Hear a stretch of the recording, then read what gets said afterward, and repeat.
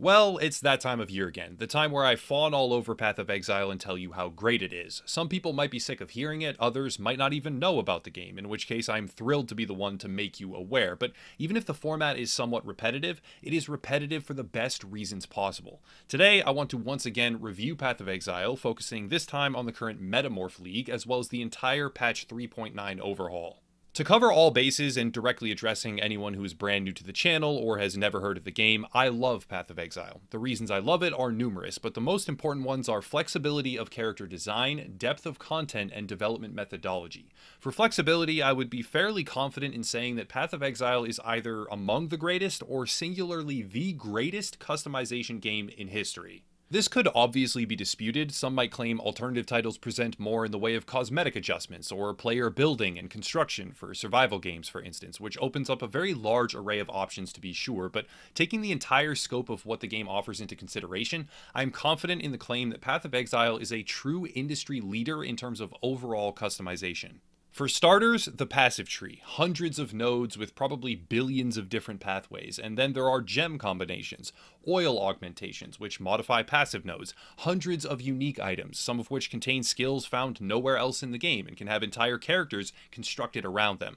The list is very long, but the gist of it is, when it comes to customization, whether it be mechanical or cosmetic, Path of Exile is without question one of the most in-depth games ever created. Next is depth of content, and this is yet again an area where I cannot possibly list everything the game has to offer. The basic 10-act campaign, for starters, and now the overhauled atlas of randomly generated maps, the infinite dungeon delving, ascension labyrinths, gladiatorial beast combat with unique rewards, tower defense, prophecies, bosses, and so much more. All of this without even considering the amount of loot and gear combinations which can come from separate areas with entirely unique content required to find them. Each league I spend dozens, probably hundreds of hours playing a few different characters, and there is always more content. Literally always. Last is development methodology. There is a reason I circle back to Path of Exile about every 3 months. Here and there I skip a league, yes, but mostly every 3 months I return. Not just to play the game and all its new material, but to promote it once again, because when staring down the barrel of games as a service that make me want to vomit, honestly most of them do, Path of Exile is literal proof that this reviled development model is actually based on a fundamental premise that can be brilliantly valuable, and also it's free to play. The schedule is simple. Every 3 months, give or take a little bit, rotating between large and smaller sizes, a new league launches. These leagues have new mechanics, new items, often brand new skills, reworks to existing sections of the game, and sometimes even more. This time around with patch 3.9 and the Metamorph League, a lot has changed, and so without further ado, let's really get started. Metamorph is not my favorite league, not by a long shot. The reason for this is combat balance. I often play in the hardcore section of the game, which means when a character dies it gets thrown back down to softcore, basically one death and you start over. Metamorph is not really conducive to that playstyle. The basic mechanic is simple. Collect the parts spread around the map from different monsters, livers, brains, hearts, etc., piece them together in a device and create a morphing boss monster with valuable loot. This is cool in theory, but some of these metamorphs end up being wildly dangerous, especially in the early to mid sections of the game. As a result, the mechanic is quite fun, but subjectively, being someone who often tries out character building on hardcore, not my favorite. That being said, anyone who plays softcore isn't going to care about that, and this is probably going to be a pretty great league. Of course, all the older material from leagues past is still there: Abyssal Chasms, Otherworldly Breaches, Syndicate Strongholds, Incursion Temples, and the list is spectacularly long. But focusing on Metamorph for today, it's rather simple. Choosing between various parts, which also impacts monster strength, you can craft a creature that gives targeted rewards, and this also allows for an element of overlap between past gear or items which were previously only available in certain areas of the game, and every single individual zone as a function of that metamorph monster. I like that. That's smart design. It's good to have content isolated to some degree, such as crafting recipes and certain stats or items in the delving mines, whereas other new material from the mapping system only comes from particular bosses or influenced map segments, but having a larger amount of conditional overlap through these metamorph creatures is extremely valuable.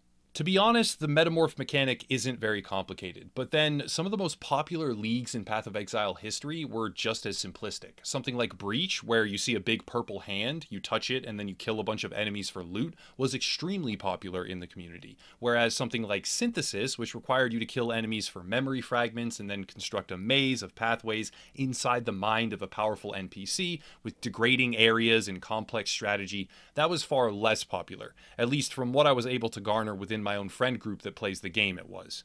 If the only changes to Path of Exile were this metamorph mechanic, I doubt I would be making a video, but there's actually a whole bunch more going on. For starters, the Atlas of Worlds is completely reworked, where once the Shaper and the Elder battled across the web of locations, creating influence and leading to very high-level boss encounters, now there is a coalition of competing exiles who have defeated these previous enemies and started to spiral out of control. There is quite a bit more for me to do in the map system this league, actually. In fact, the background footage is just old stuff of me farming on a ballista character in low-tier maps because some of my previous builds just didn't go well.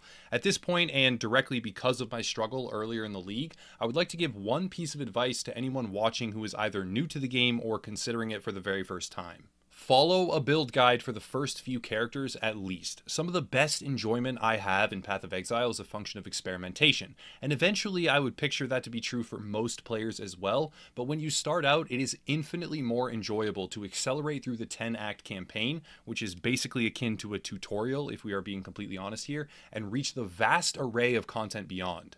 There are some excellent creators, which I will link down below for anyone interested, who do guide material for crafting, builds, league mechanics, everything you can imagine, and following one of their precisely laid out videos or guide articles will give new players an introduction to the game that is so far beyond what would normally be the case, it is frankly invaluable.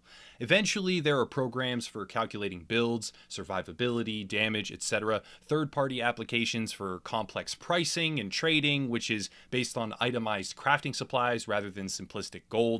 And I'm getting sort of off track here, I get that. That goes back to depth of content, but the gist of it is follow a guide when you are starting out. Jumping back on track, 3.9 created huge swaths of new endgame material, culminating in a boss encounter called the Awakener. And this type of overhaul, well, maybe not this extensive perhaps, but close, occurs like clockwork every 3 months. Maybe ARPGs just aren't your thing, which is fair, it really is, but if you have any possible interest in a top-down ARPG like Path of Exile, I cannot see a single conceivable reason not to try it out.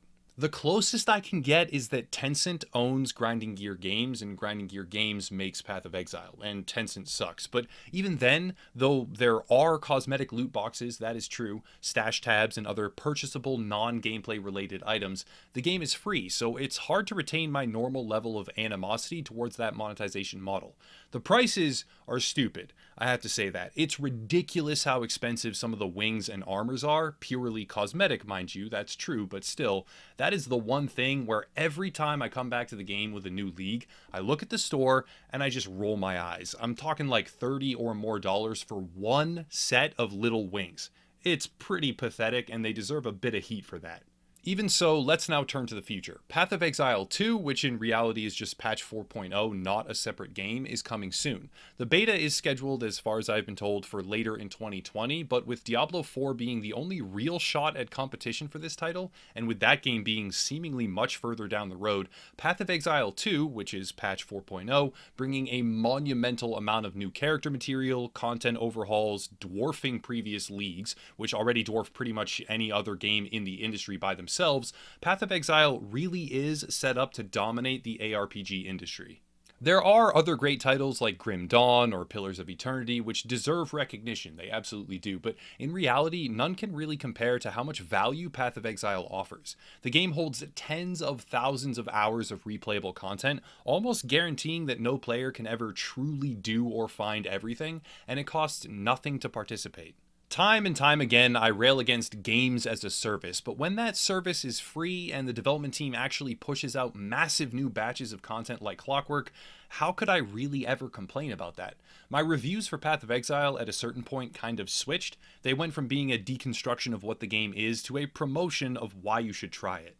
The game itself is complicated. It requires dozens, probably hundreds of hours of learning to really feel comfortable. Understanding things like elemental resistances, why and how they max out at 75%, then when and why they drop during the campaign, where and how to stack gear affixes or suffixes so that you can ramp up the damage of whatever skill you have chosen, or any number of other complexities. But once you have started to comb through this monstrosity, and I say monstrosity in the most reverent way possible here, the game transcends almost any other title in the entire industry. I am perfectly happy to promote this game with what seems like fanboy praise. To a lot of people, they're going to be like, well, why is he so fanboy over this game? But it costs you nothing, so you should at least give it a shot if you have any possible interest. And if it becomes clear the title does appeal to you, then you can buy some stash tabs or cosmetics when there is a sale, and there's sales pretty frequently. But a game like Path of Exile, tried and true, reliable, massive in scope, and consistently expanding, it deserves to be praised. Metamorph isn't my favorite league, but it's good content. I have much more to do with the new Atlas changes, at least 2 additional builds I have already thought of, and I'm really itching to try them, with a whole bunch of other possibilities right afterwards. My review for Path of Exile, much like it has been in the past and will be in the future, is glowingly positive. It's excellent. Try it out. You can't possibly lose. That's it for today, though. If you want to support, there are links down below. Merch, Patreon, social media, etc., but I'll cut it there and stop rambling. Another reason why I find the time to praise this game, actually, off the top of my head every so often, is because of sites like IGN, where the reviewer didn't even know how to play. He made a garbage character, never even played the vast majority of content, and said it was a 7.2 without even playing most of the game. I have to offset idiots like that. But that's it. Have a nice night, everyone.